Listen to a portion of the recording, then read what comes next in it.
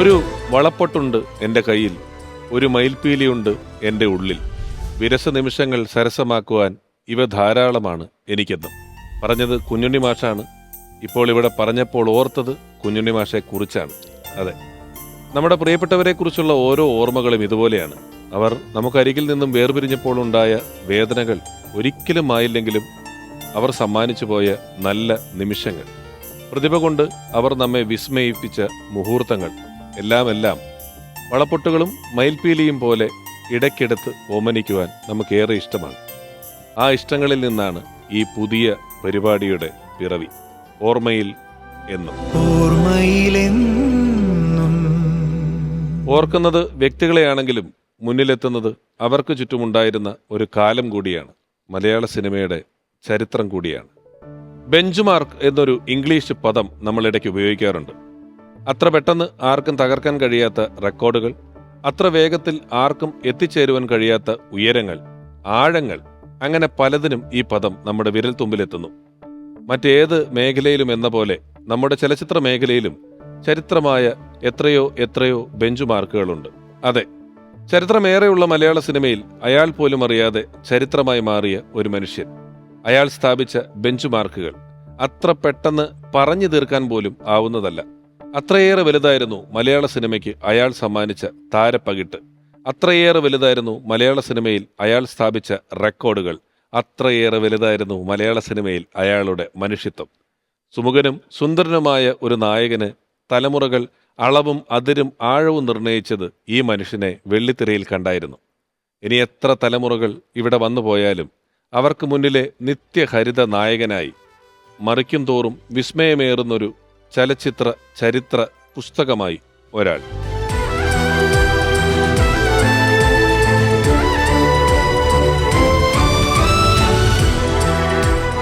ഇന്ന് ആദ്യ അധ്യായത്തിൽ ഓർമ്മയിൽ എന്നും പ്രേം നസീർ.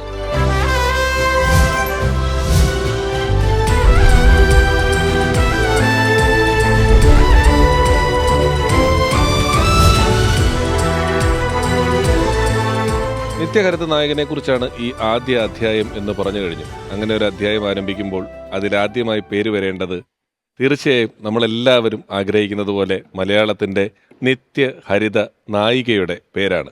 അതിഥിയായി ഓർമ്മയിലെന്നും എന്ന ഈ പരിപാടിയുടെ ആദ്യ എപ്പിസോഡിലെ ആദ്യ അതിഥിയായി സ്വാഗതം ചെയ്യുന്നു നമുക്കെല്ലാവർക്കും പ്രിയപ്പെട്ട ഷീലാമ്മ.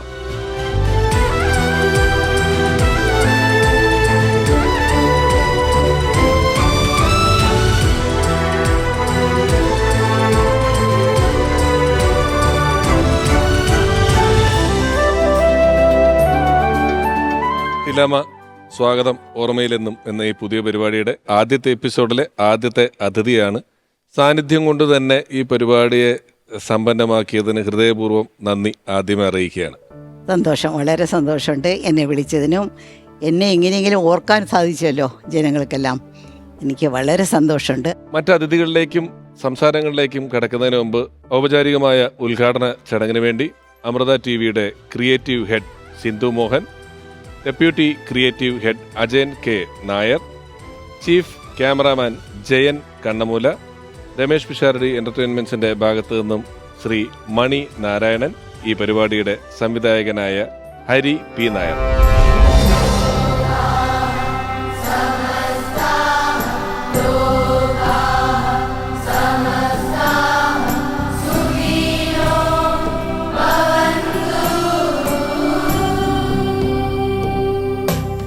മലയാള ചലച്ചിത്രവേദിയിലെ അനശ്വര നക്ഷത്രങ്ങളായ അതുല്യ പ്രതിഭകളെ അനുസ്മരിക്കുവാൻ അവസരമൊരുക്കുന്ന ഈ പരിപാടിയുടെ ഭാഗമാകാൻ സാധിച്ചത് വലിയൊരു അനുഗ്രഹമായിട്ട് കരുതുന്നു. ഓർമ്മയിലെന്നും എന്ന ഈ പരിപാടിയിലൂടെ നമ്മളേറെ ആദരിക്കുന്ന മഹത് വ്യക്തിത്വങ്ങളെ, ചലച്ചിത്ര പ്രതിഭകളെ ഒന്നുകൂടെ ഓർക്കുകയാണ്. രമേശ് പിഷാരടി എന്റർടൈൻമെന്റ്സിനും അമൃത ടിവിക്കും പ്രത്യേകം നന്ദി അറിയിക്കുന്നു ഇങ്ങനൊരു പരിപാടി ഒരുക്കാൻ അവസരം നൽകിയതിൽ. Thank you so much. Pisharody എൻ്റർടൈൻമെൻറ്റ്സും അമൃത ടി വിയും ഒന്നിച്ച് ഈ പറഞ്ഞ പോലെ ഒരു 4 വർഷമായിട്ടുള്ള ഒന്നിച്ചുള്ള യാത്രയാണ്. അതിൽ പുതിയൊരു ഷോ ഓർമ്മയിലെന്നും അത് തുടങ്ങാൻ ഷീലാമ്മ എത്തി. അമൃത ടി വിയുടെ ഭാഗത്തു നിന്ന് ഞങ്ങളുടെ എല്ലാവരുടെയും സ്നേഹം ഞങ്ങൾ അറിയിക്കുന്നു. അമൃത ടി വിയും രമേഷ് പിഷാരടി എൻ്റർടൈൻമെൻറ്റും ചേർന്ന് ഒരുക്കിയിരിക്കുന്ന ഓർമ്മയിലെന്തും എന്ന് പറയുന്ന ഈ ഒരു പരിപാടി തീർച്ചയായും അമൃത ടി വിയുടേത് മാത്രമല്ല ടെലിവിഷൻ്റെ തന്നെ ചരിത്രത്തിലെ ഒരു പുതിയ അധ്യായമായിരിക്കും എന്നതിലൊരു യാതൊരു സംശയവുമില്ല. പിഷാരടിക്കും പിഷാരടിയുടെ സംഘത്തിനും എല്ലാവിധ മംഗളങ്ങളും നേരുന്നു. ശിലാമ, ഓർമ്മയുടെ താളുകൾ ഇങ്ങനെ മറച്ച് തുടങ്ങുമ്പോൾ എന്നെ സംബന്ധിച്ചിടത്തോളം ടെലിവിഷനിൽ കണ്ട, സ്ക്രീനിൽ കണ്ട ആളുകൾ എന്നതിനപ്പുറം ആ കാലഘട്ടത്തിലെ സിനിമ നിർമ്മാണം, വിതരണം, തിയേറ്റർ, ഇങ്ങനെയുള്ള കാര്യങ്ങളൊക്കെ കേട്ടറിവുകൾ മാത്രമാണ്. അത് നിങ്ങളെയാണ് മറ്റുള്ളവർ കണ്ടറിഞ്ഞത്. അത്രയധികം ആ മേഖലയിൽ ഉണ്ടായിരുന്ന ഒരാളാണ്. ഒരുപക്ഷെ ഇത്രയധികം ഭാഷകൾ, ഇത്രയധികം സിനിമ ഇൻഡസ്ട്രികൾ ലോകം മുഴുവൻ, ഇന്ത്യയിലല്ല കേട്ടോ ഞാൻ പറയുന്നത്, ലോകം മുഴുവൻ ഉണ്ടെങ്കിലും ഒരു വേൾഡ് റെക്കോർഡ് 130ഓളം ചിത്രങ്ങളിൽ നായികനായകന്മാരാവുക എന്ന് പറയുന്ന ഒരു വേൾഡ് റെക്കോർഡിലേക്കാണ് നമ്മൾ നടന്നു കയറുന്നത്. അല്ലെങ്കിൽ ഇന്നല്ലെങ്കിൽ നാളെ, കുറച്ച് വിദൂരമായൊരു ഭാവിയിൽ ഈ റെക്കോർഡുകൾ തകർക്കപ്പെടും എന്ന്. അങ്ങനെ എന്നെങ്കിലും ഈ അഭിനയിക്കുന്ന ഇത്രയും സമയം നമ്മൾ ഒന്നിച്ച് ചെലവഴിക്കുന്നതിനിടയിൽ ഇതൊരു അത്ഭുതമായി, ഇത്ര സിനിമയായി നമ്മൾ ചെയ്യുന്നു, അല്ലെങ്കിൽ ഇത്രയും എണ്ണം കഴിഞ്ഞു എന്നൊക്കെ എപ്പോഴെങ്കിലും സംസാരിക്കുകയോ ചിന്തിക്കുകയോ ചെയ്തിട്ടുണ്ടോ ഒന്നിച്ചുള്ളപ്പം? ഒരിക്കലും ഞാൻ ചിന്തിച്ചിട്ടില്ല. കാരണം എല്ലാവരും പറയുന്നു 107, 110, 130 എത്രയോ പടങ്ങൾ ഒരുമിച്ചായി, അത് കാരണമാണ് ഗിന്നസ് ബുക്കിൽ നിങ്ങളുടെ പേര് വന്നതെന്ന് പറയുന്നു. അങ്ങനെയാണോ എന്ന് ഞാൻ ചോദിക്കും. എനിക്കറിയില്ല, അതിൻ്റെ കണക്കൊന്നും അറിയില്ല. ഇനി ഈ റെക്കോർഡ് ബ്രേക്ക് ചെയ്യാൻ ഒക്കുമെന്ന് എനിക്ക് തോന്നുന്നില്ല. കാരണം ഒരു 5, 6, 7, 8 പടങ്ങൾ അഭിനയിക്കുന്നതിന് മുമ്പ് തന്നെ അവർ പ്രേമിക്കും, കല്യാണം കഴിക്കും, അല്ലെങ്കിൽ ആ പെണ്ണോടനെ ഇവിടെ നിന്ന് കുറേ കാശൊക്കെ ഉണ്ടാക്കി അവർ പോയി വേറെ കല്യാണം കഴിക്കും, ഇയാൾ വേറെ കല്യാണം. അല്ലെങ്കിൽ തന്നെ പ്രേക്ഷകർ പറയും ഈ ജോഡി എത്രയായി, മടുത്തു എന്ന് പറയും, അവർക്ക് മടുത്തു. പക്ഷെ അന്ന് ടെലിവിഷൻ ഇല്ല, വേറെ ഒന്നും ഇല്ലാത്തൊരു കാലത്തായിരുന്നു ഞങ്ങൾ അഭിനയിച്ചുകൊണ്ടിരുന്നത്. വേറെ ഒരു വഴിയില്ല. ഇപ്പോൾ വന്ന് നോർത്ത് നിന്നും കർണാടകത്തു നിന്നും തെലുങ്കിൽ നിന്നും ഒക്കെ കുറേ പെണ്ണുകൾ വരുന്നു, കുറേ ആണുങ്ങളും വരുന്നു. അപ്പോൾ അവർക്ക് ഒരുപാട് ചോയ്സ് ഉണ്ട് പ്രൊഡ്യൂസേഴ്സൊക്കെ. അവർക്ക് വേറെ ചോയ്സ് ഇല്ല, ഷീല നസീർ എന്നല്ലാതെ വേറെ ചോയ്സ് ഇല്ല എന്നാണ് എനിക്ക് തോന്നുന്നത് കേട്ടോ. ആ സമയത്ത് അങ്ങനെ വേറൊരു ചോയ്സ് വന്നാലും ഞാൻ അതുകൊണ്ടാണ് അന്നത്തെ പ്രേക്ഷകന്റെ കാര്യം വന്നത്. ഈ പ്രേക്ഷകർ സമ്മതിക്കണമല്ലോ. അല്ലെ, ഇപ്പൊ ഒരു 5 പടം അഭിനയിച്ചു, അത് വർക്കൗട്ട് ആവുന്നില്ല എന്നുണ്ടെങ്കിൽ ഓട്ടോമാറ്റിക്കലി ഒരു പക്ഷേ അന്നും മാറ്റപ്പെട്ട നമുക്കറിയില്ല. ഇത്ര വലിയൊരു റെക്കോർഡ് മാത്രമല്ല, ഞാനിങ്ങനെ ഈ ഒരു പരിപാടിക്ക് വേണ്ടി നോക്കുമ്പം വീണ്ടും തകർക്കാനാവാത്ത റെക്കോർഡുകളിൽ ഒന്നുള്ളത് ഏതാണ്ട് 700ഓളം സിനിമകളിലാണ് നസീർ സാർ നായകനായിട്ട് അഭിനയിച്ചിട്ടുള്ളത്. 700 1000 പടങ്ങൾ അങ്ങേരെ അഭിനയിച്ചിട്ടുണ്ട്. നായകനാ പറഞ്ഞേ, നായകനായിട്ട് 1000, നായകൻ മാത്രം 700. ഇപ്പൊ നമ്മളൊരു നായകനല്ലാതെ അഭിനയിച്ചിട്ടുണ്ടോ അങ്ങേര്? ഉണ്ട്, 2-3 താരങ്ങളുള്ള സഹോദരങ്ങളൊക്കെ ഉള്ള സിനിമകൾ ചെയ്തിട്ടുണ്ട്. നായകൻ മാത്രം 700 സിനിമയുടെ റെക്കോർഡാണ്. ഇന്നിപ്പോ ഇത് കാണുന്ന പ്രേക്ഷകർ നമ്മുടെ ഇപ്പോൾ ഉള്ള ഒരു നായകനെ, അല്ലെങ്കിൽ ഒന്ന് ആലോചിച്ച് നോക്കും, അതിന്റെ ഒരു കാലപരിധി, അതിന്റെ ഒരു വലുപ്പം. 725 സിനിമകളിലാണ് നായകനായിട്ട് അഭിനയിച്ചിട്ടുള്ളത്. അന്ന് എത്ര ദിവസം കൊണ്ടാണ്? 39 സിനിമ എങ്ങാണ്ട് ഒരു മാസം അഭിനയിച്ചിട്ടുണ്ട്, റിലീസ് ചെയ്തിട്ടുണ്ട്. റിലീസ് ചെയ്തിട്ടുണ്ട്. അങ്ങനെ അഭിനയിച്ചതുപോലെ നൈറ്റ് ആൻഡ് ഡേ ആരും അഭിനയിച്ചിട്ടില്ല. അത്രത്തോളം കഷ്ടപ്പെട്ടാണ് അഭിനയിച്ചത് കേട്ടോ. ചുമ്മാ അതൊന്നും ഒരു പടം 2 പടം എന്നൊക്കെ പറഞ്ഞാൽ ഒരു ഫ്ലോക്കിൽ കിട്ടും. പിന്നെ ഇത്ര കാലങ്ങളോളം ഇപ്പോഴും നിങ്ങളൊക്കെ നമ്മളെല്ലാവരും അങ്ങേരെ പറ്റി ഓർമ്മിക്കാൻ വെച്ചാൽ അങ്ങേരെ ഹാർഡ് വർക്കാണ് അതിൻ്റെ കാര്യം. പിന്നെ പ്രൊഡ്യൂസേഴ്സുമായിട്ടുള്ള ഒരു അണ്ടർസ്റ്റാൻഡിങ്, ഒരു വൈബ്രേഷൻ എന്നൊക്കെ നിങ്ങൾ പറയില്ലേ, അത് ആരുടെ കഷ്ടവും ഒരു പ്രൊഡ്യൂസറും കഷ്ടപ്പെടാൻ പാടില്ല. അങ്ങേരുടെ കാര്യത്തിൽ നോക്കിയാൽ അങ്ങനെയാണ് അങ്ങേരുടെ സ്വഭാവം. അതാണ് പ്രൊഡ്യൂസേഴ്സ് എല്ലാം ആരും കൂടെ അഭിനയിക്കുന്ന ആൾക്കാരാണെങ്കിലും ഇത്രയും പടങ്ങൾ, ഇത്രയും 10-20 കൊല്ലം ഞാൻ ഒരുമിച്ച് അഭിനയിച്ചിട്ടുണ്ട്. ഒരു പ്രാവശ്യമെങ്കിലും ദേഷ്യപ്പെട്ട് ഞങ്ങൾ ആരും കണ്ടിട്ടില്ല. ദേഷ്യപ്പെട്ടേ എന്താ അങ്ങനെ ചെയ്തത് എന്ന് പോലും, അല്ലെങ്കിൽ താഴെ വീണല്ലെങ്കിൽ അങ്ങനെ ഒരു മനുഷ്യർ ഇത്രയും സിനിമ ഇത്ര അധ്വാനിക്കുമ്പം, ഉറക്കം നിൽക്കുമ്പം, യാത്ര ചെയ്യുമ്പം, ഇത്ര അധികം കഥാപാത്രങ്ങളായിട്ട് മാറുമ്പം ഒരാൾക്ക് ദേഷ്യം വരാനുള്ള സാധ്യത താരതമ്യേന കൂടുതലാണല്ലോ. ശരി, അതെ, അത് ജനനീയമുള്ളൊരു സ്വഭാവങ്ങളാണ്. പെട്ടെന്ന് അഭിനയിക്കാൻ വെച്ചാൽ കുറച്ച് നാൾ, 1 കൊല്ലം അഭിനയിക്കാം, 2 കൊല്ലം അഭിനയിക്കാം. പക്ഷേ ജനനേ അങ്ങനെ ഒരു സ്വഭാവമുള്ള ഒരാളാണ് അങ്ങേര്. നീ ഒരു ദിവസം ഈ അന്നൊക്കെ ഷെഡ്യൂൾ കാണല്ലേ, രാവിലെ ഒരു സിനിമ, ഉച്ചയ്ക്ക് ഒരു സിനിമ, വൈകിട്ടൊരു സിനിമ, അങ്ങനെ അഭിനയിച്ചിട്ടില്ല? അതെ അത് രാവിലെ ഞാൻ വരുമ്പോൾ പാവാട ധാവണിയൊക്കെ ഇട്ടുകൊണ്ട് 2 പേരും പാട്ടൊക്കെ പാടിയോണ്ട് ഇരിക്കുന്ന അതായത് കാലത്ത് 7 മണി മുതൽ ഉച്ചയ്ക്ക് 1 മണി വരെ. അത് കഴിഞ്ഞ് പിന്നെ ഞാൻ ഉടനെ പോയി തലയിലൊക്കെ കുറേ നേരെയൊക്കെ ഇട്ടുകൊണ്ട് മകനെ നിനക്ക് വേണ്ടി എന്നൊരു പടത്തിൽ അമ്മയും മോനും അമ്മയും എൻ്റെ മകനായിട്ട് നസീർ സാർ അഭിനയിക്കും. രാത്രിയാവുമ്പോൾ ഞാൻ അങ്ങേരെ ഭാര്യയായിരിക്കും. രാത്രി അത് ഒരു 9 മണി മുതൽ രാത്രി 2 മണി വരയ്ക്കും അങ്ങേരെ ഭാര്യയായിട്ട് അഭിനയിക്കും. അങ്ങനെ 4 ഷെഡ്യൂൾ. പിന്നെ രാത്രി 2 മണി മുതൽ കാലത്ത് 5 മണി വരയ്ക്കും പോലും 4ാമത്തെ ഷെഡ്യൂൾ. രാവിലെ പിന്നെ മോളായി പിന്നെ ഇങ്ങനെ. പക്ഷെ ഞാൻ തന്നെ നസീർ സാർ വരും, എന്താ കൊച്ചാ ഇന്ന് എന്താ, ഞാൻ മോനാണോ മകളാണോ ആരാണ് നിങ്ങൾ എൻ്റെ ചോദിച്ചുകൊണ്ടാണ് വരുന്നത്. വേറെ വേറെ അടുത്തടുത്തുള്ള ഫ്ലോറല്ലേ, അടുത്താണ് AVN സ്റ്റുഡിയോ. അവിടെ നിന്ന് അങ്ങോട്ട് പോയി അഭിനയിക്കും, അവിടെ നിന്ന് അവിടെ പോയി അഭിനയിക്കും. നസീർ സാർ പെട്ടെന്ന് പോയി ശാരദയുടെ ആയിരിക്കും അഭിനയിച്ചുകൊണ്ടിരിക്കുന്നത്. അവിടെ പിന്നെ ഓടി വന്ന് ഇവിടെ അഭിനയിക്കും ഒക്കെ. ഇന്ന് ഞാൻ ഈ ഇടയ്ക്ക് ഒരു ഡബ്ബിങ്ങിന് വേണ്ടി AVN സ്റ്റുഡിയോയിൽ പോയിരുന്നു. ആ സ്റ്റുഡിയോ കണ്ടപ്പോൾ എനിക്ക് വാസ്തവത്തിൽ കുറേ കാലത്തിന് ശേഷമാണ് കാണുന്നത്. എനിക്ക് നെഞ്ച് പൊട്ടിപ്പോയി. കാരണം അത്രത്തോളം പടങ്ങൾ ഞങ്ങൾ അവിടെ അഭിനയിച്ചിട്ടുണ്ട്. ഒരു കാലഘട്ടത്തിലുള്ള ഒരുപാട് പ്രതിഭാധനരായിട്ടുള്ള ആളുകൾ, കലാകാരന്മാരെല്ലാം ഇന്നത്തെ കാലത്ത് ഇരുന്ന് ചിന്തിക്കുമ്പോൾ അവിശ്വസനീയം എന്ന് തോന്നുന്ന കാര്യങ്ങളാണ് ചെയ്തിരിക്കുന്നത്. ഇപ്പം നമ്മൾ പുതിയ ആൾക്കാർ തള്ളി നുണ പറഞ്ഞു എന്നൊക്കെ പറയും. കാരണം എന്താ പറയുക, ഇത് വിശ്വസിക്കുക, നമ്മുടെ സാമാന്യ ബുദ്ധിക്ക് വിശ്വസിക്കാൻ പറ്റാത്ത അത്ര അത്ഭുതം തോന്നുന്ന കാര്യങ്ങളാണ് ഈ പറയുന്ന ഓരോ കാര്യം. അദ്ദേഹം 40 സിനിമയിലെ മറ്റേ ഡബിൾ റോളാണ് ഇതിന്റെ കൂട്ടത്തില്. ഇല്ലെങ്കിൽ എത്രയോ സിനിമ തിരിച്ചടി ആദ്യത്തെ പടം തിരിച്ചടി പടത്തിൽ വന്ന അങ്ങേര് പോലീസാണ് എന്നെ പ്രേമിക്കുന്നത്. പക്ഷെ കള്ളൻ, പോലീസ് അവർ കള്ളനെ പിടിക്കാൻ നടക്കും. ആ കള്ളനും നസീർ സാർ തന്നെ. പക്ഷെ ആ നസീർ സാറും വന്ന് എന്നെ പ്രേമിക്കുന്ന പോലെയൊക്കെ അഭിനയിക്കും. പക്ഷെ പോലീസുകാരനും ഇങ്ങനെ രണ്ടുപേരും തമ്മിലുള്ളൊരു നല്ല പാട്ടുകളുള്ള ഒരു പടമാണ്. 2-3 പടത്തിൽ ഞാൻ അങ്ങേരെ ഡബിൾ റോളായിട്ടൊക്കെ. ഡബിൾ റോൾ അഭിനയിച്ചിട്ടുണ്ടല്ലോ. പിന്നെ അച്ചാരമണി ഓശാരോമന. ഇത് ഡബിൾ റോൾ പരിപാടി അന്ന് എങ്ങനെയാ, ഗ്രാഫിക്സ് ഇല്ലാത്ത സമയത്ത്? ഇപ്പോൾ വന്ന് ഗ്രാഫിക് എന്തെല്ലാം ഫെസിലിറ്റീസ് ഉണ്ട്. അന്ന് അങ്ങനെ ഒന്നുമില്ല. കൽപ്പന എന്നൊരു പടത്തിൽ ഞാൻ 4 ക്യാരക്ടറാണ്, ഡബിൾ റോളല്ല 4 റോളാണ്. ഒരു പെണ്ണ് വളരെ ഇങ്ങനെ പാവമായിട്ടിരിക്കുന്ന പെണ്ണ്, ഇനി ഒരു നല്ല പാൻറ് ഷർട്ടൊക്കെ ഇട്ടുകൊണ്ട് നടക്കുന്നത്, ഇനി ഒരു ഗ്രാമത്തിലുള്ളൊരു പെണ്ണ്, ഇനിയൊരു പെണ്ണ്, ഒരു സാധാരണ ഇങ്ങനെ ഒരു പെണ്ണ്. 4 ക്യാരക്ടർ, ഒരു ക്യാമറ എന്നൊക്കെ വലിയ ഇങ്ങനത്തെ ഉള്ളല്ലോ. അപ്പോൾ ഇവിടെ ഒരു ഇത് ഒട്ടിക്കും, ഒരു ബ്ലാക്ക് ഒരു ഇത് ഒട്ടിച്ചിട്ട് ഒരെണ്ണം 4 പേര് ഇരുന്ന് സംസാരിക്കുമ്പോൾ ഒരെണ്ണം ഒട്ടിച്ച് അത് എടുക്കും. വലിയ പാടാ.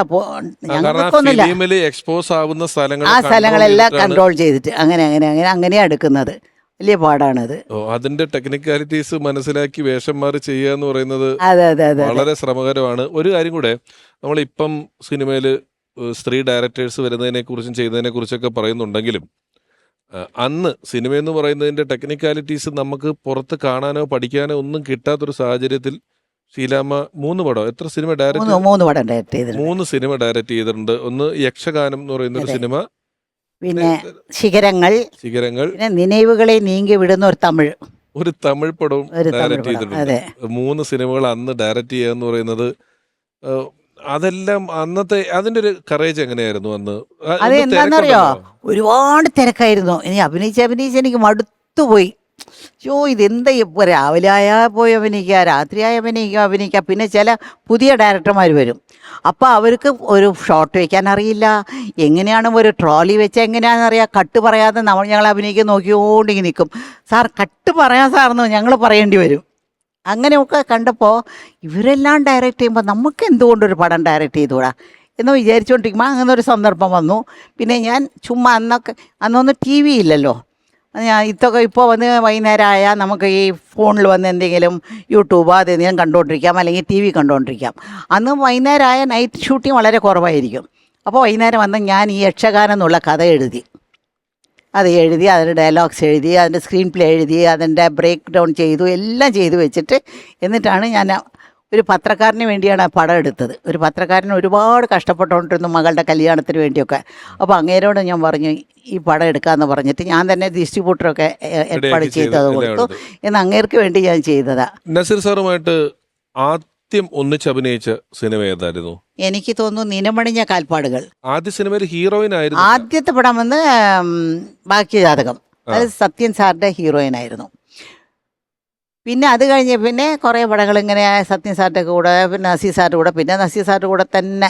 പക്ഷേ എൻ്റെ നല്ല പടങ്ങളൊക്കെ, നല്ല കഥ ഉള്ള പടങ്ങളൊക്കെ സത്യൻ സാറിൻ്റെ കൂടെ ആയിരുന്നു. ഈ പ്രേമാങ്കീമം എന്നൊക്കെ ഉള്ള പടങ്ങളെല്ലാം മിക്കവാറും നസീർ സാറിൻ്റെ കൂടെ. ഈ നസീർ സാറുമായിട്ട് ഒന്നിച്ച് അഭിനയിച്ച ആദ്യത്തെ സിനിമയിൽ മധു സാർ ആയിരുന്നോ ഹീറോ? അതെ, മധു ആണ് ഹീറോ തോന്നുന്നു കേട്ടോ, എനിക്ക് ഓർമ്മയില്ല. മധു ആണോ ഹീറോ അല്ല നസീർ സാറിനോ ഹീറോ എന്ന് എനിക്കറിയില്ല. എന്നാലും ആ കാലഘട്ടത്തെക്കുറിച്ചും നസീർ സാറിനെ കുറിച്ചും എന്തെങ്കിലും ഒന്ന് പറയാമോ എന്ന് വെച്ചാൽ ഞങ്ങൾ മധു സാറിനെ സമീപിച്ചിരുന്നു. അപ്പോൾ അദ്ദേഹം സാധാരണഗതിയിൽ പറഞ്ഞു, ഞാൻ ഇങ്ങനത്തെ പരിപാടികൾ ഇതിലൊന്നും ഇപ്പം അങ്ങനെ സജീവമായിട്ട് പോകുന്നില്ല, ഞാൻ എൻ്റെ കാര്യങ്ങൾ നോക്കിയിരിക്കുകയാണ്. ഞങ്ങൾ ഈ പരിപാടിയുടെ ഒരു ആശയത്തെക്കുറിച്ചും ഈ പരിപാടിയുടെ ഉദ്ദേശത്തെക്കുറിച്ചും സർവോപരി എൻ്റെയൊക്കെ ഒരു ആഗ്രഹത്തെക്കുറിച്ചും പറഞ്ഞപ്പം എന്നാൽ ശരി നിങ്ങൾ വന്നോളൂ എന്ന് പറഞ്ഞ് ഞങ്ങൾ അദ്ദേഹത്തെ നേരിട്ട് ചെന്ന് കണ്ടിരുന്നു.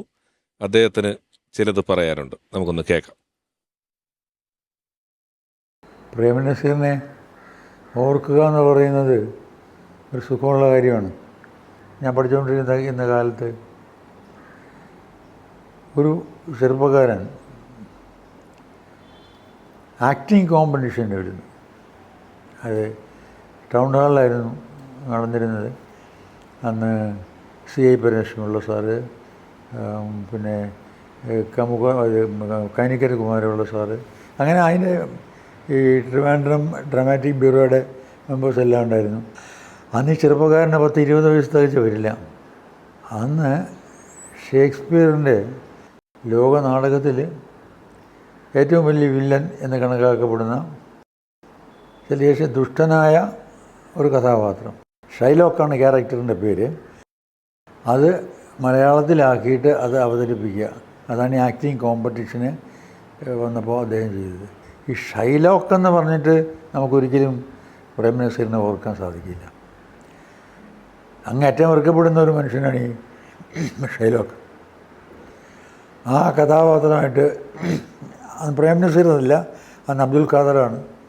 എന്നിട്ട് അതിന് ഫസ്റ്റ് പ്രൈസ് കിട്ടി ഒരു ചെറുപ്പക്കാരൻ. ഈ ചെറുപ്പക്കാരനാണ് പിന്നീട് പ്രേംനസീറായതെന്ന് പിന്നീടാണ് മനസ്സിലാകുന്നത്. ആലോചിക്കുക, ഇപ്പോൾ പ്രേംനസീറിന് ഇങ്ങനെ പ്രേമിക്കാൻ മാത്രമേ അറിയാവൂ, മരം ചുറ്റാനേ അറിയാവൂ, പാടാനേ അറിയാവൂ എന്നൊക്കെ ശത്രുക്കൾ പറയാറുണ്ട്. ശ്രദ്ധിക്കാതെ ആ സിനിമയിൽ തന്നെ അദ്ദേഹം നല്ല ഒന്നാന്തരം കഥാപാത്രങ്ങൾ ചെയ്തിട്ടുണ്ട്. പക്ഷേ അന്നീ ടീനേജിൽ 18-19 വയസ്സുള്ള കാലത്ത് ഈ ഷൈലോക്കിൻ്റെ ക്യാരക്ടർ അഭിനയിച്ച് അതിന് ഫസ്റ്റ് പ്രൈസ് ഇത്രയും വലിയ പ്രഗത്ഭന്മാരിൽ നിന്ന് വാങ്ങിക്കുക എന്ന് പറഞ്ഞാൽ അത് അഭിനയത്തിന് അങ്ങേറ്റം കഴിവുള്ള, വാസനയുള്ള, എന്താ പറയുക, ദൈവാനുഗ്രഹമുള്ള ഒരു ചെറുപ്പക്കാരന് മാത്രമേ സാധിക്കുകയുള്ളൂ. സത്യത്തിൽ പ്രേംനസീർ നമ്മൾ കണ്ടതിനേക്കാളുമൊക്കെ വലിയ ആക്ടറായിരുന്നു. അദ്ദേഹത്തിൻ്റെ കഴിവുകൾ ശരിക്ക് പ്രയോഗിക്കാൻ നമുക്ക് സാധിച്ചില്ല എന്ന് മാത്രമല്ല, അദ്ദേഹം ചെയ്ത ക്യാരക്ടറുകൾ വളരെ മെച്ചമായി പോയതുകൊണ്ട് അതിൽ തന്നെ തൂങ്ങിക്കിടക്കാനേ ഈ സിനിമ ഇൻഡസ്ട്രിക്ക് സാധിച്ചുള്ളൂ. അദ്ദേഹത്തിൻ്റെ കഴിവുകൾ മുഴുവനും ഉപയോഗിക്കാൻ ഫിലിം ഇൻഡസ്ട്രിക്ക് സാധിച്ചിട്ടില്ല എന്നാണ് എൻ്റെ വിശ്വാസം. ഇത്രയും ഞാൻ ആമുഖത്തിൽ പറഞ്ഞ അത്ര റെക്കോർഡുകൾ, സിനിമകൾ, കഥാപാത്രങ്ങൾ, 1000 സിനിമകൾ ഒക്കെ ചെയ്ത ഒരാളെ പറ്റി മധുസാറിനെ പോലെ ഒരാൾ പറയുന്നത് അയാൾ അണ്ടർ റേറ്റഡ് ആണ്, അയാളുടെ നടനെ ഇനിയും മലയാള സിനിമ ഉപയോഗിച്ചിട്ടില്ല എന്നുള്ളതാണ് അല്ലേ? ഒരു കാലഘട്ടത്തിൽ അങ്ങേര് പറയും, എപ്പോൾ നോക്കിയാലും ഈ പാട്ടും കേട്ടും ആൾക്കാരുടെ പുറകെ നടക്കും, ഇത് തന്നെയാണല്ലോ, ഒരു നല്ലൊരു ക്യാരക്ടർ കിട്ടിയാൽ മതിയായിരുന്നല്ലോ എന്ന് പറയുമ്പോഴാണ് ഇരുട്ടിൻ്റെ ആത്മാവ് എന്ന് പറയുന്നൊരു പടം, വേലായുധം. അത് നല്ലൊരു ക്യാരക്ടർ. പിന്നെ അതുപോലെ എൻ്റെ കൂടെ വന്ന് ഭാര്യമാർ സൂക്ഷിക്കുക എന്നൊരു പടം, അതിൽ അങ്ങേര് വില്ലനാണ്, വില്ലനാണ്. പിന്നെ അങ്ങേര് വില്ലനായിട്ട് അഭിനയിച്ച ഇനിയൊരു പടം വന്ന് നിഴലാട്ടത്തിൽ അങ്ങേര് വില്ലനാണ്. ഭാര്യയെ വന്ന് പണത്തിന് വേണ്ടി എന്തും ചെയ്യിക്കാന്ന് പറയുന്ന ഒരു ടൈപ്പ് ഓഫ് ഒരു ക്യാരക്ടറാണ്. ഷീലാമ്മ ടൈറ്റിൽ റോളിൽ വന്നിട്ടുള്ള കള്ളിച്ചെല്ലമ്മേല്, അതെ, കള്ളിച്ചെലമേല് വില്ലൻ. അയ്യോ, ഭയങ്കര വില്ലനല്ലേ, വില്ലന്റെ ക്യാരക്ടറാണ്. സത്യത്തിൽ അതിൽ ഹീറോ എന്ന് പറഞ്ഞാൽ മധുവാണ് ഹീറോ, മധു സാറാണ്. നസീർ സാറാണ് വില്ലനാണ്. അങ്ങേര് ഭാര്യയും പിള്ളേരൊക്കെ ഉള്ളപ്പോ വന്ന് ഇവളെ ചതിച്ച് ഇവള് പോയിട്ട് കൊച്ചായി വില്ലനല്ലേ. വലിയ അനുഭവം തോന്നുന്ന കാര്യമാണ്. ഫസ്റ്റ് നൈറ്റ് ഒരു കട്ടിലാണ് ഇട്ടിരിക്കുന്നത്, ഫസ്റ്റ് നൈറ്റ് കട്ടില്. അയാളാണ് ഡയറക്ടറും. അപ്പോൾ വന്ന് ഫസ്റ്റ് നൈറ്റ് വന്ന് എന്നെ വലിച്ചിടുക, കട്ടിൽ ഞാൻ വീഴുന്നു, അങ്ങേര് മുകളിൽ എന്നെ വീഴുന്നു. ഇങ്ങനെ അങ്ങനെ മുഴുവനും എൻ്റെ ഇവിടെ നിന്ന് ഞാൻ തന്നെ ഒരു റേപ്പിംഗ് സീനിൽ തള്ളുന്ന പോലെ തള്ളേണ്ടി വന്നു, അത്രത്തോളം ക്ലോസ് ആയിട്ട്. ദിവസം രാവിലെ ഞാൻ പിന്നെ മേക്കെല്ലാം ഇട്ടിട്ട് റെഡി ആയിട്ട് ഇരിക്കുന്നു. മണി 9 10 11 ഒന്നും ആരും വിളിക്കുന്നില്ല. അപ്പോൾ ഞാൻ പ്രൊഡക്ഷൻ മാനേജറിനെ വിളിച്ചു. എന്താ കാര്യമെന്ന്. അമ്മ അങ്ങേര് പടം എടുക്കാനൊന്നും വന്നിട്ടില്ല, നിങ്ങളെ ഒന്ന് തൊടണം, നിങ്ങളുടെ ഒന്ന് കെട്ടിപ്പിടിക്കണം. നിങ്ങൾ സാധാരണയായിട്ട് തൊടാൻ സമ്മതിക്കുമോ? നമുക്ക് ഒരാളെ കൂടെ ഇപ്പം ഒരുപാട് കഥകൾ ഞാനീ പറഞ്ഞല്ലോ, എനിക്ക് സംശയങ്ങളും വായിച്ചുള്ള അറിവുകളും മാത്രമേ ഉള്ളൂ. ചിലപ്പം ഒന്ന് പങ്കുവെച്ചെടുത്താൽ ഒരുപാട് ഓർമ്മകൾ ഇനിയും വരാവുന്ന ഒരാളെ കൂടെ ഞാൻ നമ്മുടെ ഈ വേദിയിലേക്ക് സ്വാഗതം ചെയ്യുകയാണ്. നിരവധി സിനിമകൾ, അതൊരു ഒരു കാലഘട്ടം, ഒരു ബ്ലാക്ക് ആൻഡ് വൈറ്റ് സിനിമകൾ എന്ന് പറയുന്ന ഒരു കാലഘട്ടം തൊട്ട് ഇന്നിൻ്റെ സിനിമകൾ വരെ സജീവമായി നിൽക്കുന്ന ഒരാൾ. സിനിമയുടെ ഹാസ്യവേഷങ്ങൾ ചെയ്തും ഗൗരവമുള്ള വേഷങ്ങൾ ചെയ്തും സിനിമയ്ക്ക് പുറത്ത് ഗായികയായും നർത്തകിയായും എല്ലാം ജനമനസ്സുകളിൽ ഇടം നേടിയ ഒരാൾ. സ്നേഹപൂർവ്വം ബഹുമാനപൂർവ്വം ഓർമ്മയിലെന്നും എന്ന ഈ പരിപാടിയുടെ വേദിയിലേക്ക് സ്വാഗതം ചെയ്യുന്നു പ്രിയപ്പെട്ട ശ്രീലത നമ്പൂതിരി.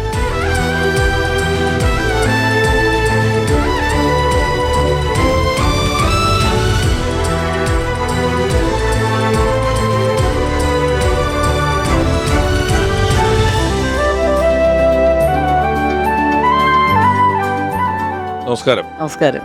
ഈ ഞങ്ങളിങ്ങനെ പറഞ്ഞുകൊണ്ടിരിക്കുമ്പം ഷീലാമയായിട്ട് സംസാരിക്കായിരുന്നു. ഈ ഷീലാമയും നസീർ സാറും ഒക്കെ ഉള്ള പ്രണയ സിനിമകൾ അവർ ഹീറോയിനായിട്ടൊക്കെ പോകുന്നു. അതിന്റെ പാരലായിട്ട് ഒരു ചെറിയ കോമഡി പ്രണയം അങ്ങനെയുള്ള പരിപാടികളിലാണ് ചേച്ചി കൂടുതലും ഉണ്ടാകുന്നത് അല്ലേ? ആദ്യമായിട്ട് ഇവരെ കണ്ട ഒരു ഓർമ്മയുണ്ടോ ചേച്ചിക്ക്? എപ്പോഴാണ് ആ ഫസ്റ്റ് കാണല്? തീർച്ചയായിട്ടും. ആ, ഞാൻ മദ്രാസിൽ വന്നിട്ട് വന്ന ദിവസം മുതൽ ഇവരെ രണ്ടുപേരും കാണാൻ ഒരുപാട് ആഗ്രഹിച്ചിരുന്നു. അപ്പോൾ എൻ്റെ അച്ഛൻ്റെ സഹോദരി നസീർ സാറിൻ്റെ നായികയായിട്ട് അഭിനയിച്ചിട്ടുണ്ട്. ഓ, കുമാരി തങ്കം. അങ്ങനെയാണ് ഞാൻ മദ്രാസിൽ വരുന്നത് തന്നെ. അപ്പം അങ്ങനെ ഇവരുടെ ഒരു സിനിമ നടന്നുകൊണ്ടിരിക്കുന്നു, ഭാര്യമാർ സൂക്ഷിക്കുക. അപ്പോൾ ഞാൻ ആ ഷൂട്ടിംഗ് കാണാൻ ആ സെറ്റ് ചെന്നപ്പോൾ സേതുമാധവൻ സാറ് എന്നെ മേക്കപ്പ് ഇടിയിച്ച് ആ ഒരു പാട്ട് സീൻ എടുത്തോണ്ടിരിക്കുകയായിരുന്നു അല്ലേ സുലൈമ? അതെ ഒരു ചന്ദ്രികയിൽ അലിയുന്നു ചന്ദ്രകാന്തം. അപ്പോൾ അതിൽ എന്നെ ഒരു ഷോട്ടിൽ അഭിനയിപ്പിച്ചു. അതാണ് എൻ്റെ ആദ്യത്തെ സിനിമ. ഷോട്ട് മറക്കാൻ നോക്കില്ല കേട്ടോ. ഇങ്ങനെ നസീർ സാർ പാടുമ്പോഴേ അങ്ങനെ ഭയങ്കര സിനിമയിൽ പിന്നണി ഇപ്പോൾ യേശുദാസ് പോലെ ഒരു ഭയങ്കര പാട്ടുകാരനാണ്. അപ്പോൾ പാടുമ്പോൾ ഇവരിങ്ങനെ ആ പാട്ട് കേട്ട് ഇങ്ങനെ എഴുന്നേൽക്കും. അവരുടെ ഭർത്താവ് പിടിച്ച് വലിച്ചിരുത്തും. ആ ഒരു ഷോട്ട് പക്ഷെ ഒരിക്കലും ആരും മറക്കാനോ ഒരു അട്രാക്ഷൻ. അതെ. അപ്പം ഇങ്ങനെ ഷൂട്ടിങ് ഞാൻ ഇങ്ങനെ നസീർ സാറിനെ വരെ രണ്ടുപേരും ഇങ്ങനെ നോക്കിക്കൊണ്ടിരിക്കും. കാരണം എന്താണെന്നറിയോ, ഞാനൊക്കെ ഒരുപാട് സിനിമകൾ സ്കൂളിൽ പഠിക്കുമ്പോഴൊക്കെ ഒരുപാട് കണ്ടിട്ടുണ്ട്. അപ്പോൾ ഒരിക്കൽ പോലും ഇവരെ നേരിട്ട് കാണാൻ സാധിക്കുമെന്ന് ഞാൻ വിചാരിച്ചിട്ടേ ഇല്ല. അപ്പം അങ്ങനെ ഒരു സന്ദർഭം വന്നപ്പോഴത്തേക്ക് ഇങ്ങനെ അവരെ അഭിനയിച്ച സിനിമകളിലെ ആ കഥാപാത്രങ്ങളൊക്കെ ഓർക്കുന്നവരെ ഇങ്ങനെ കണ്ട് അതൊരു ഭയങ്കര അത്ഭുതമായിരുന്നു എനിക്ക്. അതിനുശേഷം ഒരുപാട് സിനിമകളിൽ പക്ഷേ ഇവർ രണ്ടുപേരും ഞങ്ങളുടെയൊക്കെ സ്വപ്ന നായകനും സ്വപ്ന നായികയായിരുന്നു. അത് പറയാതിരിക്കാൻ വയ്യ. നിങ്ങളുടെ ഇപ്പം സുരേഷ് ചേച്ചിക്ക് ഇത് തിയേറ്ററിലാണ് കണ്ടത്. ഞാനൊക്കെ ഈ ദൂരദർശൻ്റെ ഒരു കാലഘട്ടത്തിൽ ഇടയ്ക്ക് പഴയകാല സിനിമകൾ എന്ന് പറഞ്ഞ് വരുന്ന സിനിമകളിലാണ് കണ്ടിട്ടുള്ളതും അറിയുന്നതും എല്ലാം. അപ്പം ഇത് ഈ ഇപ്പം കാണാനൊരു കൊതി അന്നേ ഉണ്ടെന്ന് പറഞ്ഞല്ലോ. ഞങ്ങൾ ഈ പരിപാടി ചെയ്യുന്നതും ഇപ്പോഴും അതുകൊണ്ടൊക്കെ തന്നെയാണ്. കാണാനും ഈ കഥകൾ കേൾക്കാനും ഒക്കെ ഉള്ള വലിയ രസവും കൗതുകമൊക്കെ ഉള്ള. ഇപ്പം ഞാൻ ചെയ്ത മറ്റൊരു പരിപാടിയിൽ ഒരിക്കൽ ഷീലാമ വന്നപ്പം ഷീലാമ ഒരു തമാശ കഥ പറഞ്ഞു. ആ തമാശ കഥ ഇങ്ങനെയായിരുന്നു. ഒരാൾ ഷീലാമയെ വെച്ച് സിനിമ പ്രൊഡ്യൂസ് ചെയ്യണമെന്നുള്ള വലിയ ആഗ്രഹമായിട്ട് വന്നു. അവർ വന്ന ശേഷം ഞാൻ പറയാം, എൻ്റെ ഒരാൾ ഇങ്ങനെ വന്നു സിനിമ അവർക്ക് എന്നോട് ഭയങ്കര ഒരു ഇഷ്ടം, എന്തോ ഒരു പ്രേമോ ഇഷ്ടമാണോ എന്നറിയില്ല. അപ്പോൾ അങ്ങേര് വന്ന് അമേരിക്കയിലുള്ള ഒരാളാണ്. അങ്ങേര് അവിടെ നിന്ന് വന്നിട്ട് എന്നെ വന്ന് വീട്ടിലോട് വന്നിട്ട് ഒരു പടത്തിൻ്റെ അത് മറ്റന്നാളാണ് ഷൂട്ടിങ്. അങ്ങനെ പറഞ്ഞു 10 ദിവസം കൊണ്ട് ഞാൻ ഇപ്പോൾ തീർത്തിട്ട് പിന്നെയും വരത്തുള്ളൂ, മറ്റന്നാൾ ഷൂട്ടിങ്ങാന്ന് പറഞ്ഞു. ഞാൻ പറഞ്ഞു മറ്റന്നാൾ ഷൂട്ടിംഗ് ആണെങ്കിൽ ആദ്യം പാട്ടാണ് എടുക്കേണ്ടത്. അപ്പോൾ വേറെ ആരോ പാട്ട് എടുത്ത് വെച്ചിരുന്ന ആ പാട്ട് മേടിച്ചങ്ങേര്. അപ്പോൾ ഒരു പടത്തിൻ്റെ പകുതിയും എൻ്റെ കയ്യിൽ കൊടുത്തു. എന്നിട്ട് ഞാൻ സെറ്റിൽ മേക്കപ്പ് എല്ലാം സെറ്റ് പോകണം. ഫസ്റ്റ് നൈറ്റ് ഒരു കട്ടിലാണ് ഇട്ടിരിക്കുന്നത്, ഫസ്റ്റ് നൈറ്റ് കട്ടിൽ. അയാളാണ് ഡയറക്ടറും. അപ്പോൾ വന്ന് ഫസ്റ്റ് നൈറ്റ് വന്ന് എന്നെ വലിച്ചിടുക, കട്ടിൽ ഞാൻ വീഴുന്നു, അങ്ങേര് മുകളിൽ എന്നെ വീഴുന്നു. ഇങ്ങനെ അങ്ങനെ മുഴുവനും എൻ്റെ ഇവിടെ നിന്ന് ഞാൻ തന്നെ ഒരു റേപ്പിംഗ് സീനിൽ തള്ളുന്ന പോലെ തള്ളേണ്ടി വന്നു, അത്രത്തോളം ക്ലോസ് ആയിട്ട്. പിന്നെ അടുത്ത ഷോട്ട് എന്താണെന്ന് ചോദിക്കുമ്പോൾ അങ്ങനെ പതുക്കെ എന്നെ വിളിച്ചുകൊണ്ട് പോയി ഈ കട്ടറിൻ്റെ പുറകെ കൊണ്ടുപോയി നിർത്തിയിട്ട് പറയും, അങ്ങനെ അടുത്ത ഷോട്ട് എന്ന് വെച്ചാൽ ഞാനിങ്ങനെ വരുമ്പോൾ ഞാൻ അങ്ങോട്ട് പോകുമ്പോൾ നിങ്ങൾ എന്നെ വലിക്കണം, അങ്ങനെ ഒരു ഷോട്ട്. ഇങ്ങനെ ഓരോ ഷോട്ട് പറയാനും പുറകെ കൊണ്ടുപോയി നിർത്തിയിട്ടാണ് പറയുന്നത്. ഞാൻ പറഞ്ഞു ആ പരിപാടി വേണ്ട, ആൾക്കാർ എന്ത് വിചാരിക്കും നിങ്ങൾ കൂടെ എന്നെ പുറകെ കൊണ്ടുപോയി നിർത്തിയിട്ട് ഈ ഷോട്ട് പറയുന്നത്, ഇവിടെ വെച്ച് തന്നെ പറയാന്ന് പറഞ്ഞു. അപ്പം അന്ന് രാവിലെ 7 മണി മുതൽ രാത്രി 10 മണി വരയ്ക്കും എന്നെ കെട്ടിപ്പിടിക്കുക, കട്ടിൽ തള്ളുക, അങ്ങേരം ഓടി വരാ, ഇങ്ങനെ ഷോട്ട് എടുത്ത് 4-5 ദിവസത്തിന് എന്തോ ഷൂട്ടിങ് കോൾ ഷീറ്റ് മേടിച്ചിരുന്നു. അതെല്ലാം കഴിഞ്ഞ് പിന്നെ പിറ്റേ ദിവസം രാവിലെ ഞാൻ പിന്നെ മേക്കെല്ലാം ഇട്ടിട്ട് റെഡി ആയിട്ട് ഇരിക്കുന്നു. മണി 9 10 11 ഒന്നും ആരും വിളിക്കുന്നില്ല. അപ്പോൾ ഞാൻ പ്രൊഡക്ഷൻ മാനേജറിനെ വിളിച്ചു, എന്താ കാര്യമെന്ന്. അമ്മ ഞാൻ വരാൻ വീട്ടിലേക്കെന്ന് പറഞ്ഞ് അങ്ങേര് വീട്ടിലേക്ക് വന്ന് പറഞ്ഞു, അമ്മ അങ്ങേര് പടം എടുക്കാനൊന്നും വന്നിട്ടില്ല, നിങ്ങളെ ഒന്ന് തൊടണം, നിങ്ങളുടെ ഒന്ന് കെട്ടിപ്പിടിക്കണം. നിങ്ങൾ സാധാരണയായിട്ട് തൊടാൻ സമ്മതിക്കോ? അതുകൊണ്ട് സിനിമ എടുക്കാന്ന് പറഞ്ഞിട്ട് വന്ന് 6 മണിയും ചെയ്യാലോ. 80% പൈസ അഡ്വാൻസും തന്നു. 50% അഡ്വാൻസും കൊടുത്തു. 50% അഡ്വാൻസും കൊടുത്തിട്ട് കുറെ കെട്ടിപ്പിടിച്ച് അങ്ങനെ പോവുകയും ചെയ്തു. ഇതിലെ വേറൊരു കൗതുകമുള്ള കാര്യം എന്താ പറയാ, ഈ ഷീലാമ ഇത് പറഞ്ഞല്ലോ, ഇത് ഞങ്ങളുടെ ഒരു പരിപാടി പറഞ്ഞു. ഇത് പറഞ്ഞു കഴിഞ്ഞിട്ട് ഷീലാമ അമേരിക്കയിൽ ഒരു ഫംഗ്ഷന് പോയപ്പോൾ അവിടെ ഈ കഥ അത്യാവശ്യം ഇങ്ങനെ കേട്ട ആൾക്കാർ ചോദിച്ചു, ഷീലാമ്മനെ കെട്ടിപ്പിടിച്ച ഒരുത്തൻ അന്ന് കാലത്ത് അവിടെ നിന്ന് ഇങ്ങോട്ട് അമേരിക്കയിലോട്ട് വന്നിട്ടുണ്ടെന്നാണ് കേട്ടത്. ആ കഥ അയാൾ ഇവിടെ എവിടെയെങ്കിലും ഉണ്ടോ എന്ന് ഓഡിറ്റോറിയത്തിൽ തമാശക്ക് ചോദിച്ചപ്പോഴേ ഒരു 10-30 പേര് എണീറ്റ് ഞാനാണാ ചെയ്തതെന്നും പറഞ്ഞ്, അല്ലേ? അതൊരു അവാർഡാണ് ഇപ്പോഴും. ഞാനാണെന്ന് ശ്രീരാമനെ ഞെട്ടിപ്പോയി, ഇത്രയും പേരോ ഒരാളെ വന്നിട്ടുള്ളതെന്ന് പറഞ്ഞിട്ടുള്ളത്. അത്രയും ഒരു ആഗ്രഹവും സിനിമ സെറ്റ് വരിക എന്നൊക്കെ പറയുന്നത്, അല്ലേ? നിങ്ങളുടെ സ്റ്റുഡിയോകളുടെ വാതിക്കൽ എപ്പോഴും കുറെ ആളുകള് പോകുമ്പോഴും അങ്ങനല്ല, ഷീലാമ്മ സ്ത്രീകൾ തന്നെ സ്നേഹിച്ചില്ല, ഞാൻ സ്നേഹിച്ചിട്ടില്ല. ഞാൻ ഈ ചെമ്മീനൊക്കെ എത്ര പ്രാവശ്യം കണ്ടിരിക്കുന്ന അറിയോ? അയ്യോ, ഒരുപാട് പ്രാവശ്യം. പിന്നെ അങ്ങോട്ട് കരച്ചിലായിരുന്നു. പിന്നെ മരിച്ചു കിടക്കുന്നുണ്ടപ്പോ എന്തോ ഒരു കരച്ചിലായിരുന്നു. എനിക്ക് സീത ചേച്ചി എന്നോട് പറഞ്ഞിട്ടുണ്ട്, എനിക്ക് ഈ ഷീലാമ്മയോട് ആരാധനയാണോ പ്രണയമാണോ എന്നറിയില്ല, അത്രയ്ക്ക് ഇഷ്ടമായിരുന്നു. അയ്യോ, ഇപ്പോഴും ഞങ്ങൾ രണ്ടുപേരുമാണ് സംസാരിക്കാറുണ്ട് ഇടയ്ക്ക്. എപ്പോഴും ഞങ്ങൾ ഫോണിൽ സംസാരിക്കും. പഴയ ആൾക്കാരിൽ ഞങ്ങൾ തമ്മിലുള്ള കൂട്ടാണ് തമ്മിലാണ്. അതെ, ഷീലാമ്മ എവിടുത്തെ കാര്യമൊക്കെ ചോദിക്കും, ഞാൻ അവിടുത്തെ കാര്യമൊക്കെ ചോദിക്കും. അപ്പൊ ഈ ഇത്രയും വർക്കിനിടയിൽ നിങ്ങൾക്ക് സത്യത്തിൽ നമ്മൾ കുറച്ച് കഴിയുമ്പോൾ ഷീലാമ്മ കുറച്ച് കഴിയുമ്പം ഇത് ചെയ്ത് നമുക്ക് തന്നെ ഒരു മൊണോട്ടോണി ഫീൽ ചെയ്യുമല്ലോ. എന്താണ് അല്ലാത്തൊരു രസം നിങ്ങൾക്ക് ഈ ലൊക്കേഷനിൽ? നിങ്ങളിപ്പോ കാരാവാനൊന്നും ഒന്നും ഇല്ലല്ലോ, എല്ലാവരും ഒന്നിച്ച് വട്ടം കൂടിയിരുന്ന്, അല്ലേ? അവിടുന്ന് ഓരോ വീടുകളിൽ നിന്ന് ഭക്ഷണം കൊണ്ടുവന്ന് കഴിച്ച് അങ്ങനെയൊക്കെ തന്നെ ആയിരുന്നില്ലേ? അതെ, നസീർ സാറിന്റെ വീട്ടിൽ നിന്ന് വൈകുന്നേരം കഴിക്കാനൊക്കെ കുഴക്കിട്ടൊക്കെ കൊണ്ടുവരും. സത്യം പറഞ്ഞാൽ അദ്ദേഹം കഴിക്കാറില്ല, ഞങ്ങൾ തന്നെ കഴിച്ചു തീർക്കുക. ഇത്രയും ഈ പ്രണയ നായിക ഇപ്പൊ അമ്മയും മകനായിട്ടും ചേട്ടിയും അനിയനുമായിട്ടൊക്കെ അഭിനയിച്ചിട്ടില്ലെങ്കിൽ ഒരുപാട് പ്രണയ ചിത്രങ്ങൾ അഭിനയിച്ചു തോന്നിയിട്ടുണ്ട്. ഷീലാമ്മയ്ക്ക് പ്രണയത്തെക്കുറിച്ച് എന്താണ് പറയാനുള്ളത്? പ്രണയത്തിനെ കുറിച്ച് പറയണമെങ്കിലേ, പ്രണയം എപ്പോഴും ജയിക്കാൻ പാടില്ല, തോൽക്കണം. ജയിച്ചാൽ കല്യാണത്തിൽ തീരും. കല്യാണം കഴിഞ്ഞാൽ പിന്നെ അടിയായി, വഴക്കായി, പിള്ളേരായി, എന്തെങ്കിലും ഒരു കൊച്ചു വഴക്കെങ്കിലും ആയല്ലോ. ഇപ്പോഴാണെങ്കിൽ മിക്കവാറും ഡൈവോഴ്സും ആവും. മിക്കവാറും പേർക്ക് അങ്ങനെ ഡൈവോഴ്സ് എന്ന് പറഞ്ഞാൽ ഏറ്റവും അധികം ഒരു കാലമല്ലേ. എന്നെ സംബന്ധിച്ചോളം പ്രണയം തോൽക്കണം. തോൽറ്റാലേ ലൈല മജ്നു അങ്ങനെയൊക്കെയുള്ള അവരെ പറ്റി പറയണമെങ്കിൽ തോൽക്കണം. തോറ്റാലേ എന്നും മധുര സ്വപ്നങ്ങൾ മാത്രമേ ഉണ്ടാവുള്ളൂ മനസ്സിൽ അങ്ങനെ കുറിച്ചൊരു പ്രണയം ഉണ്ടാവും, ആ പെണ്ണിനെ പറ്റിയ പ്രണയം ഉണ്ടാവും. തോൽക്കണമെന്ന് ഞാൻ ആദ്യമായിട്ട് എൻ്റെ ഈ വയസ്സിനിടെ ഞാൻ ആദ്യമായിട്ട് കേൾക്കുന്നൊരു ഫിലോസഫിയാണ്. ഒന്ന് ഫ്ലിപ്പ് ചെയ്ത് ചിന്തിച്ചാൽ അതിൽ വലിയ ഒരർത്ഥമുണ്ട് കേട്ടോ. അതിൻ്റെ ഒരു ലോഞ്ചിവിറ്റി എന്ന് പറയും, നമ്മൾ അതിൻ്റെ ഒരു തീവ്രതയും കാലവും നിലനിൽക്കുന്നതിനകത്തിൽ വലിയ പങ്കുണ്ട്. റിഹേഴ്സലിൽ ഞങ്ങൾ രണ്ടും കൂടി പിടിച്ചു ഈ പാമ്പ് എൻ്റെ കൈയുടെ നേരം ഞാൻ ഇത് തോർത്ത് വിട്ട് കളഞ്ഞു. ശശികുമാർ സാറിനെ ചീത്ത പറഞ്ഞ എൻ്റെ കാര്യം, പാമ്പിൻ്റെ കാര്യമല്ല, നസീർ സാറിൻ്റെ ഷൂട്ടിങ് കോൾ ഷീറ്റ് ഞാൻ എവിടെ പോകും കുഞ്ഞ് എന്നൊക്കെ പറയാം. എന്നെ അങ്ങ് ഭയങ്കരമായിട്ട് ചീത്ത പറയാൻ. കുറച്ച് നസീർ സാർ എഴുന്നേറ്റ് വന്ന്, നാളെ രാവിലെ ഞാൻ 7 മണിക്ക് വരും, അപ്പോൾ ഈ ഷോട്ട് എടുക്കാം. ആര് പറയും ഈ കാലഘട്ടത്തിൽ, ആര് പറയും?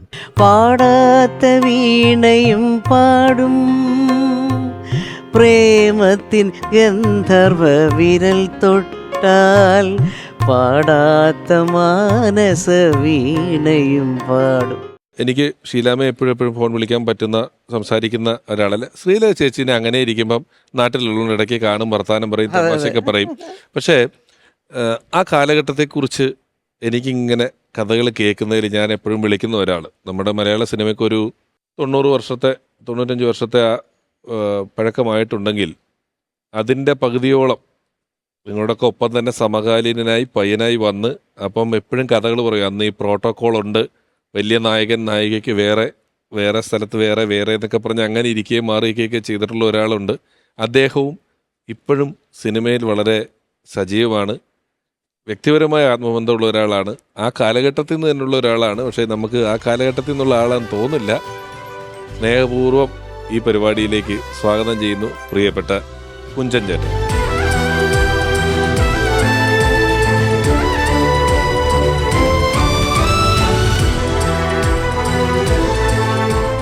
താങ്ക് യു വെരി മച്ച് വന്നതിൽ. അയ്യോ നമസ്കാരം. ആദ്യമായിട്ട് കണ്ട ഒരു നടിയാണ് എൻ്റെ ജീവിതത്തിൽ. വരൂ, ഇരിക്കൂ. എന്നാൽ ആ നടിയോടൊപ്പം ഒരു കസേരയിൽ ഇരിക്കാനുള്ള സുവർണ അവസരം. തീർച്ചയായിട്ടും ഞാൻ ആദ്യമായിട്ട് കണ്ട നടിയുമാണ്. ആദ്യമായിട്ട് കണ്ടത് എൻ്റെ പ്രിയപ്പെട്ട പ്രേം നസീർ സാർ. അദ്ദേഹത്തിൻ്റെ കൂടെയാണ് എൻ്റെ ആദ്യത്തെ പടവും. കുഞ്ചേട്ടൻ്റെ ആദ്യത്തെ പടം നസീർ സാറിന്റെ കൂടെയാണ്. എനിക്കൊന്ന് നമ്മൾ വിദ്യാർത്ഥികളൊക്കെ ഇരിക്കുന്നത്. ഏതാ വിദ്യാർത്ഥികളെ? ഞങ്ങളൊക്കെ സ്റ്റുഡൻസ് അല്ലേ? അതെ, ഞങ്ങളുടെ സ്റ്റുഡൻസ് ആയിരുന്നു. സിനിമയുടെ പേര് റെസ്റ്റ് ഹൗസ്. അത് വലിയ ഹിറ്റ് ആവുകയും അതിലെ കുഞ്ചൻചേട്ടന്റെ വേഷം ഇത്തിരി പോപ്പുലർ ആവുകയും ചെയ്യുന്നു അല്ലെ? ആദ്യ സിനിമ തന്നെ കൃഷ്ണനായിട്ട് വേഷം ഇട്ടു. കുചേലകൃഷ്ണൻ. കുചേലകൃഷ്ണൻ ഇങ്ങനെ ഇരിക്കുകയും 2 മുട്ട് മാത്രമേ ഉള്ളൂ, വേറെ ഒന്നുമില്ല. ഇതാണ് നല്ല സുന്ദരിയായ ഒരു സ്ത്രീ. ഞാൻ ആദ്യമായിട്ട് കാണുമ്പോൾ ഇത്രയും ഭംഗിയുള്ള നടിയെ ആദ്യമായിട്ട് കാണുക. നസീർ സാർ അതുപോലെ തന്നെ സുന്ദര കുട്ടപ്പൻ. അങ്ങനെ സന്തോഷമായിരിക്കുന്നു എന്തായാലും. കുഞ്ചേട്ടാ, ഇപ്പൊ ഈ പറഞ്ഞ ഒരു പ്രോട്ടോകോൾ വെച്ചിട്ട് അന്നൊക്കെ ഇങ്ങനെ ഈ സിനിമയിൽ ഇങ്ങനെ പല പ്രോട്ടോകോൾ ആളുകൾ നിൽക്കുമ്പോൾ കുഞ്ചേട്ടനെ പോലെ ഒരാൾ ആഗ്രഹിച്ച് ചെന്ന ഒരാൾക്ക് അന്ന് ഈ പറഞ്ഞ പോലെ നസീർ സാറിൻ്റെ ഒപ്പം ഒരു വലിയ വേഷം കിട്ടുക, ആ സിനിമ ഹിറ്റാവുക. ഇപ്പം കുഞ്ചൻചേട്ടൻ്റെ മുഖത്ത് ഞാൻ സമീപകാലത്തൊന്നും കണ്ടിട്ടില്ലാത്തൊരു എക്സൈറ്റ്മെന്റ് എനിക്ക് ഇപ്പൊ കാണാൻ പറ്റും. കാണുമ്പോൾ അത് നമുക്ക് മറക്കാനൊക്കത്തില്ല. അതിനകത്തൊരു ബന്ധങ്ങളുണ്ടായിരുന്നു. ഇന്നതില്ല. ഞാൻ തുറന്നു പറയുമല്ലോ, അന്ന് സുഹൃത്ത് ബന്ധമായാലും എന്ത് ബന്ധമായാലും ഒരടുപ്പം, ഒരു കൂട്ടായ്മ. ഇപ്പം ഇവിടെ ഇങ്ങനെ ഇരിക്കുന്ന പോലെ തന്നെ ഷൂട്ടിങ് ഞങ്ങൾ എല്ലാവരും അല്ലേ ശ്രീരാമനെ ചോദിച്ചറിയാം. എല്ലാവരും കൂടെ തമാശയൊക്കെ പറഞ്ഞ് ഒന്നിച്ചിരുന്ന് ഭക്ഷണം കഴിച്ച് രസകരമായിരുന്നു. അല്ല, ഞാൻ ഒരു കാര്യം ഇത് ശരിക്കും പൊതുവെ സ്ത്രീകളോട് പ്രായമോ ആണുങ്ങളോട് ശമ്പളം ചോദിക്കുന്നതൊക്കെ പറയാമെങ്കിൽ എൻ്റെ ഒരു ഇനിയിപ്പോൾ ഒരു ഇൻകം ടാക്സ് ഒന്നും പേടിക്കണ്ടല്ലോ കുഞ്ചേട്ടൻ. എനിക്ക് വെറുതെ അറിയാനായിരിക്കും റെസ്റ്റ് ഹൗസ് എന്ന് പറയുന്ന പടത്തിനൊക്കെ കുഞ്ചേട്ടനൊക്കെ എന്തായിരിക്കും പ്രതിഫലം വാങ്ങിച്ചത്? 250 രൂപ. ആദ്യം പോയിട്ട് ഒരു ചെരുപ്പ് വാങ്ങിച്ചു. ചെരുപ്പോ? കാരണം 10 പ്രാവശ്യം നടന്നല്ലേ കാശ്, ബാക്കിയുള്ള കാശ് കിട്ടുള്ളൂ. അങ്ങനെയല്ല, എനിക്ക് ആദ്യമായിട്ട് സിനിമയിൽ കാശ് കിട്ടി. ഏത് ബാക്കി ജാതകത്തില്. അപ്പോൾ അതിൽ വന്ന് ഞാൻ അമ്മയാണ് മേടിക്കുന്നത്. അപ്പോൾ അമ്മ അതിൽ വന്ന് ഒരു 50 രൂപ എൻ്റെ കയ്യിൽ തന്നു. 50 രൂപ എന്ന് പറഞ്ഞാൽ അന്ന് വലിയൊരു തുകയാണ്. അത് മേടിച്ചുകൊണ്ട് ഞാൻ നേരെ പോയത് എവിടെയാണെന്നറിയോ? പോയി ഒരു ബോട്ടിൽ ഗ്രേപ്പ് വാട്ടർ മേടിച്ചു. ഗ്രേപ്പ് വാട്ടർ എന്ന് പറഞ്ഞില്ലേ പിള്ളേർക്കെല്ലാം. കാരണം ഞങ്ങളുടെ വീട്ടിൽ ഒരുപാട് പിള്ളേരുണ്ട്. അപ്പൊ അവർക്ക് വയറ്റ് വേദന അമ്മ ഒരു ടീസ്പൂൺ എടുത്ത് ഇങ്ങനെ കൊടുക്കും. പിന്നെ ഞങ്ങൾ ആ ടീസ്പൂൺ എടുത്ത് നക്കി നോക്കും. അപ്പോൾ ഞങ്ങൾക്കത് ഭയങ്കര ഇതാണ്. അപ്പം അന്ന് മുതൽ ഞാൻ എങ്ങനെയെങ്കിലും ഗ്രേപ്പ് വാട്ടർ മേടിക്കണം. ഗ്രേപ്പ് വാട്ടർ മേടിക്കാൻ സ്വപ്നമായിരുന്നു. ആദ്യത്തെ പണത്തിന് ഞാൻ മേടിച്ചത് ഗ്രേപ്പ് വാട്ടറാണ്. എന്നിട്ട് ഇത്രയും വലിയൊരു ബോട്ടിൽ ഗ്രേപ്പ് വാട്ടർ മേടിച്ച് മറ്റേ അനീത്തിമാരൊന്നും കാണാതിരിക്കാൻ വേണ്ടി ഒരു വാതിലിൻ്റെ പുറകെ പോയി നിന്ന് ഇങ്ങനെ കുടിച്ചു.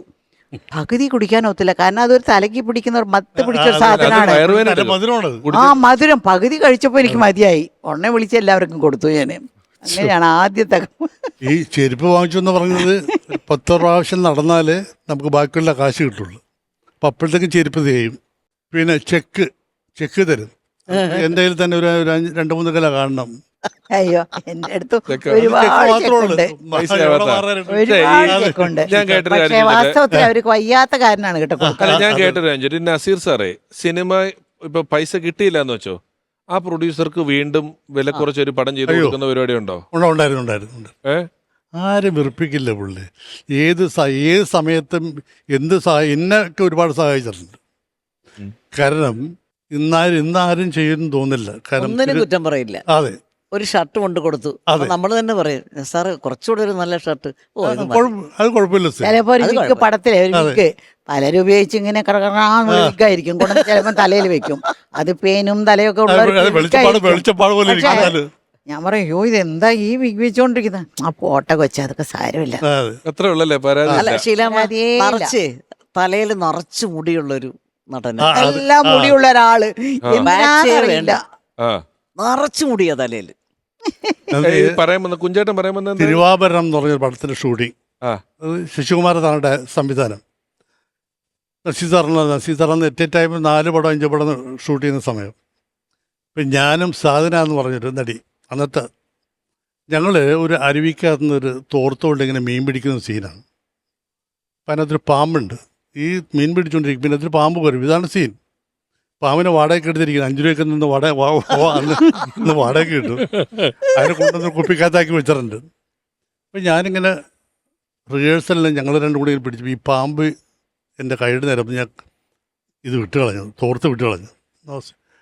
ശശികുമാർ സാറിനെ ചീത്ത പറഞ്ഞ എൻ്റെ പാമ്പിൻ്റെ കാര്യമല്ല, നസീർ സാറിൻ്റെ ഷൂട്ടിങ് കോൾ ഷീറ്റ് ഞാൻ എവിടെ പോകും കുഞ്ഞ് എന്നൊക്കെ പറയാം. എന്നെ അങ്ങ് ഭയങ്കരമായിട്ട് ചീത്ത പറയാണ്. അപ്പോൾ നസീർ അവിടെ നിങ്ങൾ നോക്കിയിരിക്കാൻ. അപ്പോൾ ഞാൻ കുറച്ച് ഇങ്ങനെ പുല്ലിൻ്റെ ഇടയിൽ നോക്കി ഒരു പാമ്പിൽ സാധനം ഞാൻ ഇങ്ങനെ പിടിച്ചാണ്. സാർ ഞാൻ ആ പോയതാണോന്ന് പോലും അറിയത്തില്ല. ഞാൻ വേറൊന്നിനെ പാമ്പ ഞാൻ സാർ പാമ്പിനെ കിട്ടിയ സാറിനൊക്കെ ഞാൻ കരയുന്നുണ്ട്. പാമ്പപ്പോഴത്തേക്കും ചത്ത്.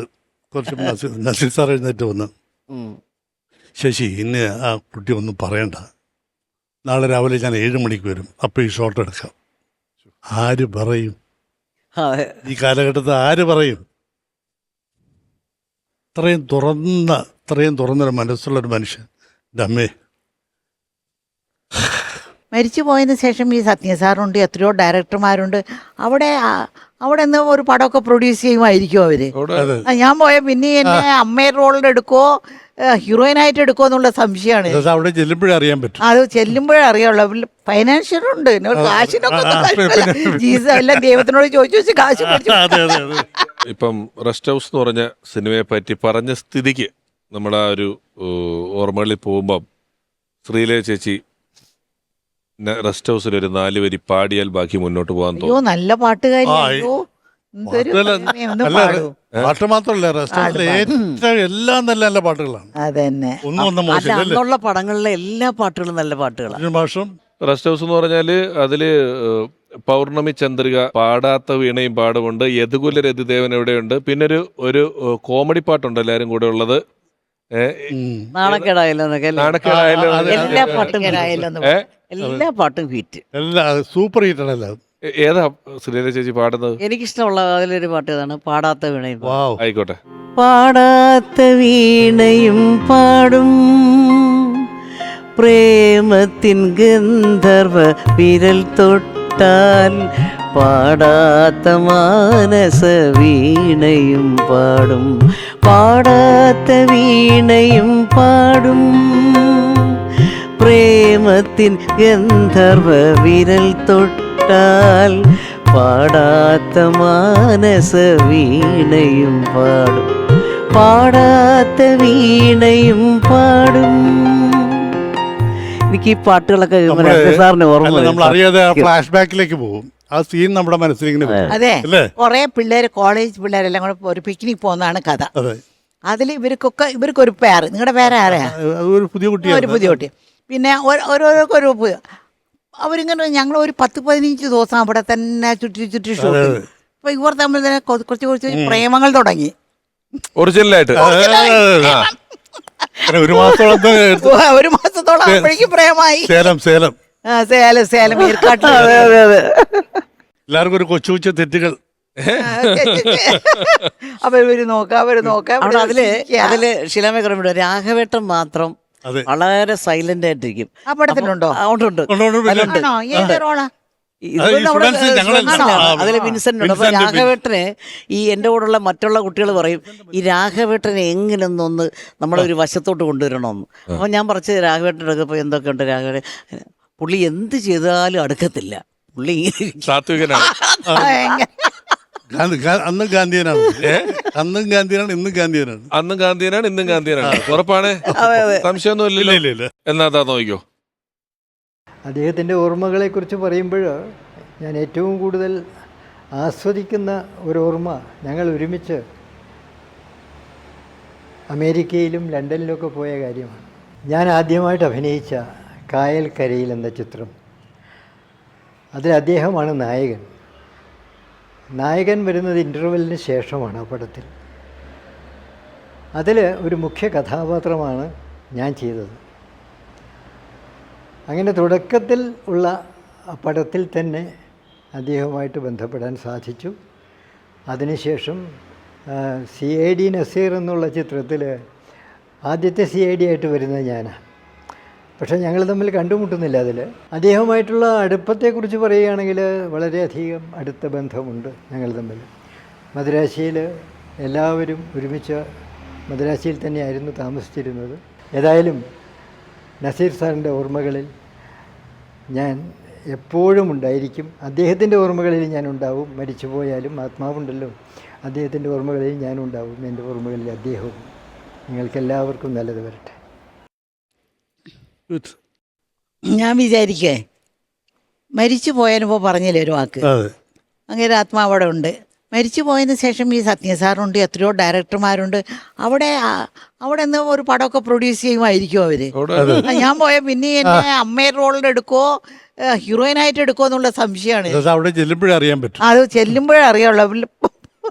അതൊരു ഇവിടെ അറിയാൻ പറ്റും. ഇതൊരു സിനിമ ഇൻഡസ്ട്രിയുടെ തന്നെ ചരിത്രത്തിലെ ഒരു ഇത്രയും കാൽപ്പനികവും മനോഹരവുമായ ഒരു സംശയം വേറെ ഏതെങ്കിലും പരിപാടിയിൽ കേട്ടിട്ടുണ്ടോ എന്ന് എനിക്ക് സംശയമാണ്. ഇപ്പൊ ഷീലാമ്മ പറഞ്ഞത് അല്ലേ? കാരണം അതിനൊരു വലിയ കാൽപ്പനികതയും സൗന്ദര്യം അവിടെ എല്ലാവരും ചെല്ലുമ്പോ ഡയറക്ടർമാരുണ്ട്, പ്രൊഡ്യൂസർമാരുണ്ട്, എല്ലാവരും ഉണ്ട്, ഫൈനാൻഷ്യറുണ്ട്. കാശിനൊക്കെ എല്ലാം ദൈവത്തിനോട് ചോദിച്ചു കാശ് ഞാൻ മേടിക്കുകയാണ്. അത് ഇഷ്ടം പോലെ എന്തായിട്ടായിരിക്കും വെക്കുന്നത് എന്നുള്ള ഒരു വലിയ സംശയം.